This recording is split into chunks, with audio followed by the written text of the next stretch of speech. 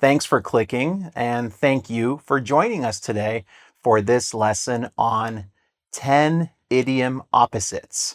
So today we will look at 10 idioms and their opposites. So today you will learn a total of 20 idioms. That's why this is an advanced lesson. And if you are an upper intermediate and advanced student, before we get to the lesson, just a quick reminder, I do have a book. It's called 200 Practical English Idioms. It teaches, it helps you practice idioms like the ones that we are going to look at today. It has over 1,000 examples. And as you can see, it's a wonderfully designed book. So check it out on my site at the link attached to this video. That is also at EnglishAlex.com. So you have two websites, engVid.com and EnglishAlex.com to check out today. Okay, let's begin. First thing, to have one's head in the clouds. Do you have your head in the clouds? And what does that mean? If you have your head in the clouds, you are a dreamer. You are someone who likes to imagine, and you have fantasies in your mind, and you don't really have your feet on the ground. So if you have your feet on the ground, you are more realistic, more practical. Head in the clouds, you like to daydream about fantasies, and maybe you're not a realistic person, such as this guy over here. There's a famous fictional character. Who is this? Do you know who this is? This is Don Quixote, a famous novel by Miguel de Cervantes. I think I said that right.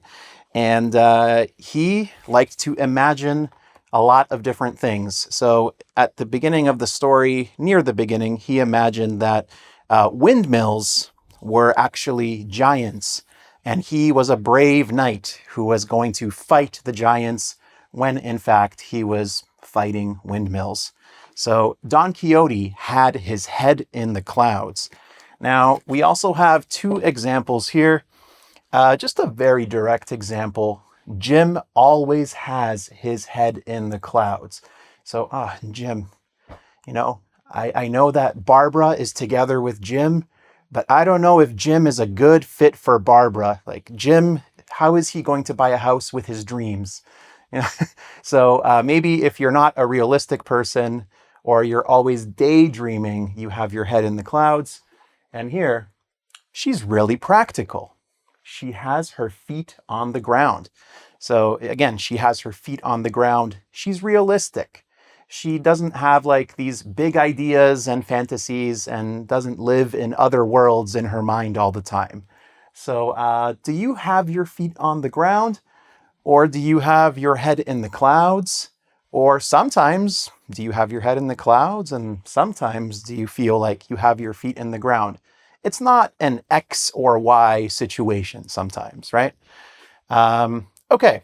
Oh, you can also say his head is in the clouds, or her feet are on the ground. You don't have to use have. You can say his head is in the clouds, her feet are on the ground. The next one. Cost an arm and a leg. An arm and a leg. So if something costs an arm and a leg, it's very expensive. So for example, my laptop cost me an arm and a leg.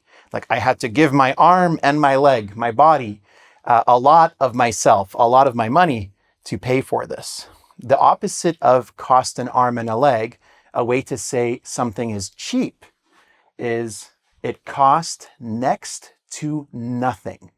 Another idiom I will give you here is it was dirt cheap. So dirt from the ground, you pick up dirt, it cost nothing, right? So it cost next to nothing. For example, his car cost next to nothing. Maybe he bought a really cheap used car. So, tell me about something in the comments that cost you an arm and a leg, and tell me about something where you found a really good deal and it costs you next to nothing. Okay, next we have 1 in a million, and we have a dime a dozen. First, if something is 1 in a million, it is very rare, it is unique, it is unlike anything else that exists. A person can be 1 in a million. You might have seen this or heard this in movies or TV shows. Someone looks at someone and says, you are 1 in a million, right? You are very special. You are very unique. There is no one like you. Or I have to meet 1 million people first before I meet another person like you. So for example, this vase is 1 in a million. I don't have a vase. Let's imagine, not a mirror. Okay, we'll use a mirror. No, you can't see what's here. Okay, so I have a mirror. This mirror is 1 in a million. It's very expensive. Did you see it? A little bit? Okay. So yeah, and again, some people pronounce this vase. Some people pronounce this vase. So if you pronounce it as vase, it sounds much fancier anyway. So 1 in a million, very rare, unique, special. One of a kind, you can also say. And a dime a dozen, very common. So if something is a dime a dozen, you can find it anywhere. It's not special, it's not unique. A dime a dozen, the meaning of this is a dime is 10 cents. So 10 cents is not a lot of money, whether American 10 cents maybe, and compared to Canadian 10 cents could be sometimes more. For a dozen is usually 12, so 10 cents for 12 of something. Something that is easy to find. So those shoes are a dime a dozen. So if you have a pair of shoes and they're easy to find, they're probably cheap, everyone has them, yeah, they're a dime a dozen. Like there's nothing special about them. You can find them anywhere. So that's the difference between 1 in a million and a dime a dozen. Typically, we don't talk about people being a dime a dozen. You can talk about like professions or the type of jobs that people have being a dime a dozen. Like, I don't know, if you imagine a call center rep or something. Oh yeah, call center reps are a dime a dozen. Like you can get a high school student to be a call center representative, for example. No disrespect to call center representatives. It's a very hard job. I did it for 1 year in my life. I did not enjoy it. And then I became a teacher. So you're lucky that I had that experience. I'm lucky that I had that experience, actually. Okay, next we have to take it easy on someone. If you take it easy on someone, you are very gentle with them. You are forgiving with them. You are not strict. So for example, take it easy on him. He's just a kid. So if you have a coach who's very strict and hard on your child, and you can say, whoa, whoa, whoa, it's like, chill, right? Take it easy on him. He's just a kid. Be gentle, be more forgiving of his mistakes. The opposite of taking it easy on someone is being hard on someone. So if you are hard on someone, you are strict, you are tough, and you do not forgive their mistakes very easily. So don't be so hard on him. You can also say, you are too hard on him. Like you are too critical, right? You are too rough and tough on that person. All right, take it easy on someone, be hard on someone, and next we have to turn the other cheek versus an eye for an eye. So these are two philosophies of life, right? So are you someone who believes in forgiving other people, not responding with violence, being more of a pacifist, perhaps? If you are a pacifist, if you are someone who doesn't believe in violence, for example, or you believe we should not react with anger to people. If someone hits you on one cheek, you turn the other cheek, because this shows their actions don't affect you. Like, yeah, go ahead. It doesn't affect me. I'm not going to respond with anger. So, for example, just turn the other cheek. So if your friend says, "Oh, I'm so mad. I want to like really get back at this person." To get back at someone means to get revenge on them.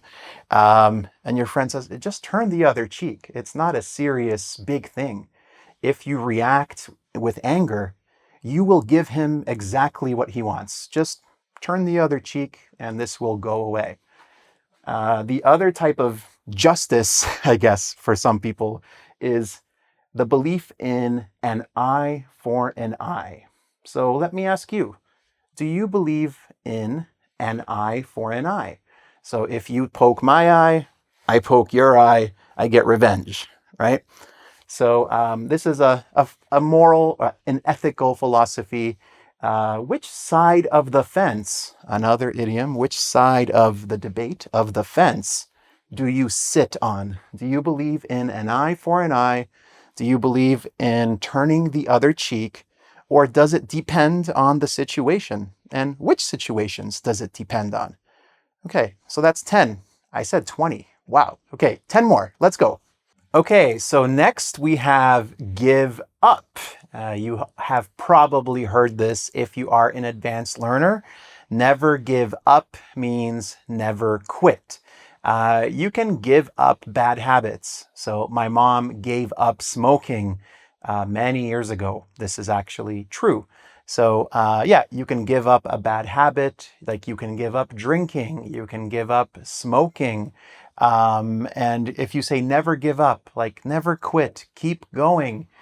The opposite of giving up is sticking with something. So if you stick with something, you persist, you continue, you keep going, you keep doing it. So for example, don't give up playing piano. Stick with it, right? Stick with this activity, continue with this activity. Another way to, say the opposite of give up is to hang in there.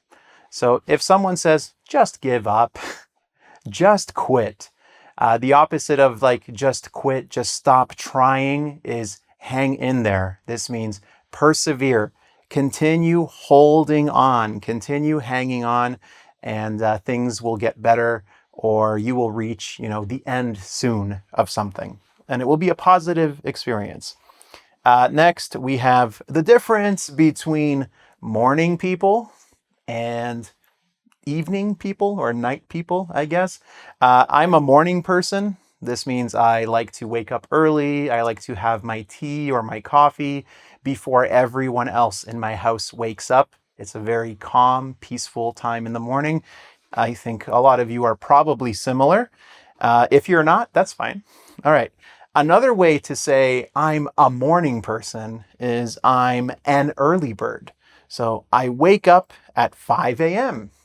Not for me, but I'm an early bird. So you wake up with the birds in the morning who are tweeting outside, like tweet, tweet, tweet, tweet. Not tweeting. Is it Xing now? Anyway. Okay, social media. Next, a night owl. So you can be an early bird or a night owl. A night owl is someone who stays up late because maybe they do their best work at night, or they feel focused at night, or they just watch Netflix. I don't know. So a night owl. Brienne is a night owl. She stays up until 2 a.m. like every night. She always stays up until 2 a.m. She writes emails and she does her work, and maybe she goes to the gym. I don't know. Okay, next we have to have time on one's hands. If you have time on your hands, you have extra time. You have free time. You have a lot of time that you can use to do different things. So I have a lot of time on my hands. So imagine you are someone who has lost their job recently. And you can say, it's like, yeah, I have a lot of time on my hands right now because I'm not working.